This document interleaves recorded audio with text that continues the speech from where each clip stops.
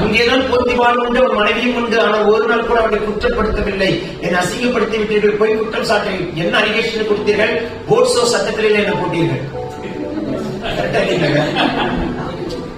அன்னைக்கு அதான் சட்டம், இன்னைக்குள்ள சட்டம் தான் எனக்கு ஒரு மாதிரி பாக்குறேன்.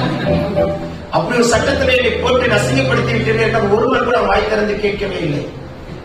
அதனால்தான் கர்த்தர் அவனுக்கு பஞ்ச காலத்தை கொடுத்த காரியம். இவனை நம்பி பஞ்ச காலத்தை அனுப்புகிறேன், இவனை உயர்த்தலாம் என்ற நம்பிக்கை கர்த்தருக்கு வந்தது. உயர்த்தலாம் என்ற நம்பிக்கை கர்த்தருக்கு வந்ததுனால்தான் தேசத்துக்கு பஞ்சத்தை கற்றுக் கொடுத்தார். ஒரு உயர்த்தலாம் என்ற நம்பிக்கை கர்த்தருக்கு வரும்பொழுது தேசத்துக்கு பஞ்சத்தை கொடுத்து உயர்த்தாமல் இருப்பாரோ? ஆமென் சொல்ல மாட்டீங்களா?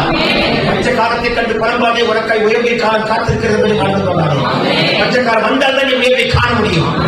இந்த பஞ்ச காலம் வந்தால் தான் தலை உயர்த்தப்பட முடியும். பஞ்ச காலம் வந்தால் தான் கர்த்தர் நீ யார் என்று வெளிப்படுத்தி காட்ட முடியும். பஞ்சகாலம் வந்தால்தான் தரிசனம் நிறைவேறும். பஞ்சகாலம் வந்தால்தான் வாக்குத்தத்தம்